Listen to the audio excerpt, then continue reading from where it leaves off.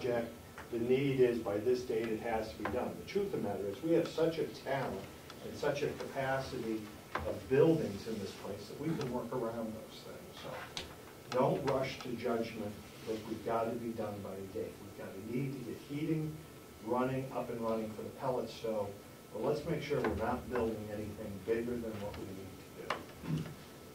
I have a question. Yeah, why again are the new pellet boilers not going in the new nursing home?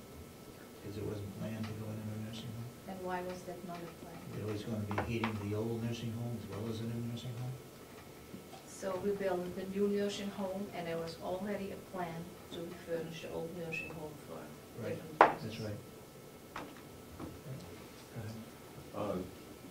I think I basically agree that we really need to sort through what it is we intend to do before we make any substantial commitment. At the same time, we need help in trying to figure out how much this is going to cost, and whether the cost is different for the core or for sections of the core, or than it is for the wings and so on. So the question, and is there a way of just partitioning?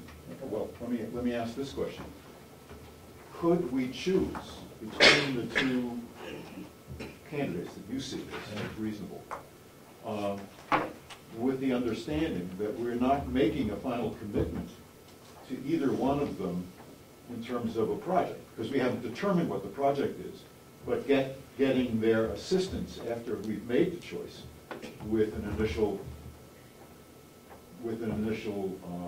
costing, essentially, of as we sort of work out what it is that we choose to do. One of the things that was conveniently forgotten in the crazy Zimmerman days was that Bonapage and Stone did in fact make that available in the new nursing home. They worked for very little money to get us to the point of the delegation making a vote, at which point, had the delegation said, no, we're not going to do it, they wouldn't have made any money at all on the deal. So I think in the interview that the commissioners have with the respective candidates, that has to, I mean, any project like this has to be subject to the future vote of the legislative body to issue the check. And there are, I think we're aware of that. Representative Babson. Thank you, Mr. Chairman. I looked over the proposals, and I believe the two of you do think are the most interesting. One has quoted $15,000 to do the job, and the other one is quoted an hourly basis, including driving and overnights and everything else, to do the same thing. The $15,000 is deducted from the project. Will not be charged if they get the supervision of the job. Yeah. Let me read this so everybody is clear on it. This is pre-construction services, and this is by Bonapage and Stone for $15,000. Prepare for and assist the owner with architect design team selection. Lead the design team through the establishment of the program and schematic design phase. Prepare preliminary cost estimates for the owner's review and approval. Assist with the permitting process and review of funding options. Attend all work sessions and all necessary meetings with county officials. Coordinate all interface with existing facilities and operations. Please note, this fee is waived if the project moves forward to the construction phase. So they wouldn't charge for that if they get the bid to do this. The $15,000, I think, if I read this right, would be the ones that would answer the questions that we're looking for as to what the cost estimates are going to be. Just so it's clear, if you read that language the way they wrote it, their expectation is that if we select them, they will do the project. They will be the construction manager on the project. It's not going to go back out to bid for a construction management company. So once you've made the election for that company or any other company, their expectation is that once the delegation decides to go forward with the project and fund it, they'll be the company overseeing the project. Right. Can just that language, it seems to me, suggests that they imagine that we have completed the process that we've talked about. That is, we've gone through the possibilities, we figured out which ones make sense to us, and now we're coming to them to ask them. So, but that's not what we're asking. We're asking them to help us get to the point where we can come down to a list, which is the list that we're committed to. Right. And that where we think we'll have long-term commitment. And that means something more than they have budgeted for 15,000. So it seems to me we do need to have some kind of discussion either way.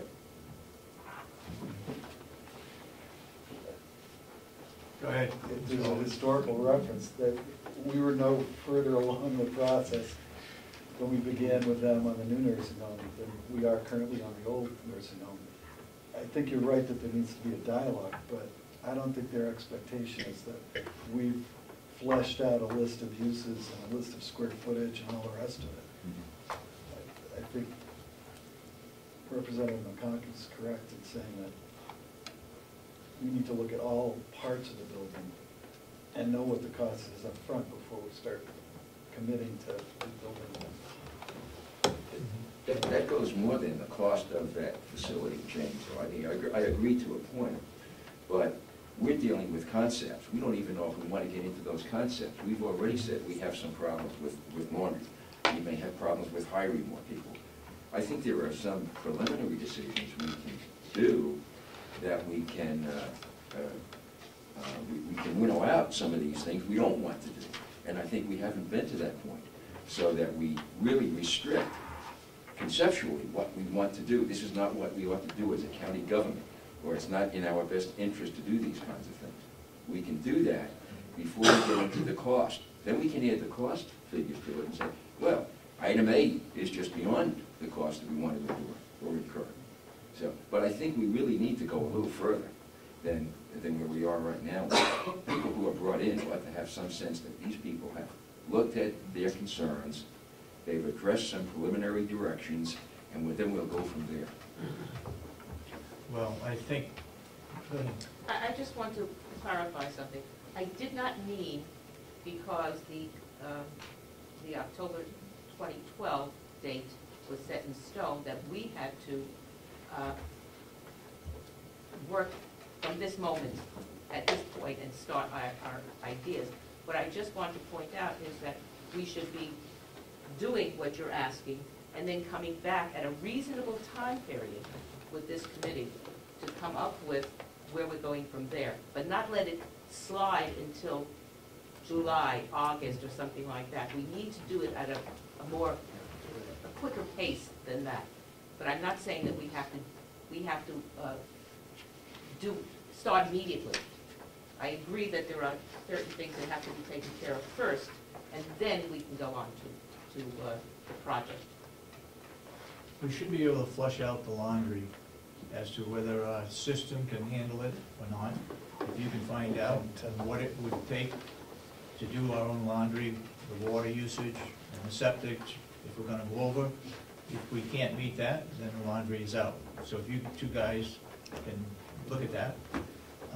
From what I'm hearing today, we definitely don't need 3 of the wings. Maybe we don't need all 4. We have $100,000 that's in the new nursing home budget, approved by delegation, to tear down portions of that old building. Right now, we've got an estimate of 55 plus another 20%. If it's asbestos in there, we'll get a figure as to what it'll take to take down 3 and take down 4 wings. Okay, and we can decide there. I'm not sure how. I can't speak for the roof, but I can speak for the pipe insulation and floor tiles, that they are all hot. Hot meaning they are asbestos. Yeah. Yeah. What was that? Floor tiles and pipe insulation are asbestos. They are. Yeah, I can't speak for the roof, however. I think the same was true for the old jail, the old nursing home, same thing. They handled that, they had somebody come in and took out the asbestos, recycled everything, they did an excellent job. Go ahead. I have a question. I can look into the sewer stuff with the laundry, but I think it's important that we address what it's gonna cost for labor in there, because I think that could be, unless I'm wrong, I think that could be a, Labor for laundry, you're talking yeah, about? I think that's something that could cut us off before we even get started and look into all this other stuff. Yep. I mean, if we're talking about hiring 2 employees, you know, with benefits, that's gonna be way more than what we're paying for the 70,000. I think that's an important thing to look at before we even get into how much it's gonna cost to set up, just how much is it gonna cost to run it, because I think we're gonna be awful high. And I just think that those, I don't know who's gonna answer those questions, but I think that should be on the top of the list myself. Good point. Yes. I think you need to do both. You need to do your water to see if your septic system will handle it, and do the labor. Because at some point in time in the future, it may be cost effective to do it labor-wise, because of the cost that other laundry services are going to charge. But if at any point in time we don't have the capacity for the septic, it doesn't matter. So I think answering both questions gives us at least the opportunity to look forward if it's possible. I'm not sure I understand why you need a, two employees. Laundry won't be done every single day. I don't understand that. Because you're doing a lot more laundry. Yeah. The capacity of laundry that you're gonna be handling is gonna be more than double, probably tripled. So you're gonna need people that are gonna have to wash this laundry, dry it, fold it, stack it, organize I it. understand that, but you're thinking that this would be a full-time job? Absolutely. With inmates. Yeah, well, I'm saying people, it's up to someone else to decide who those people are. But I think you're gonna need 2 more people, Okay. wherever those people come from, to do it. Okay. Yes. Having Jason here, if I could ask a question. I keep hearing that we're in great need of jobs for our inmates to do. I know that our inmates, we have a high return rate, so they won't lose their skills, I imagine. But I also know that there's a limited amount of time that they're typically here, except for our long exceptions, which are the people we're holding over for trial. How good is our skill set? How willing is our prison population? And when we know that this is a full-time operation that's happening day to day, are your prisoners up to the task, and is your supervised staff that we keep cutting back on overtime and everything else, are you fully prepared to walk in at no additional cost and that you'll be able to handle that? Well, what I think, Representative, if we could utilize the supervisors from the nursing home now to oversee the inmates, if we train them, Will typically takes out half a dozen inmates or so and leaves a balance in the bunk room or the MSU. Those remaining inmates, we could probably work out some sort of schedule to put them in that facility, and then utilize the inmate evaluation as to institute disciplinary procedures for those who are reluctant to do any type of work. So I have a fair amount of labor that I could put in that institution. And if I could, are those some of the same people that Will's looking, that are traditionally been helping with our farming activities also? And are we now going to possibly be splitting up our inmate workforce for another activity? I don't think so. I think you typically take out half a dozen or so, and I know you want to increase, Right. you want to increase the production out in the fields, but I don't know if all of my population would be able to. Personally, I would have a few concerns with it at a personal level is that there's different times, Jason doesn't control when they get sentenced. So there's different times of when he's higher, and I can't use them all, which would be great for this, but then there's different times when he's lower, and I could use more people, and they'd be used in the jail. And besides numbers, we are talking about individuals, and every individual has a different level of intelligence, to be honest. And some of these people, what you're going to be asking them to do we know that they have the capability, because they're a number, do we know that have the capability of doing it? I would just caution that.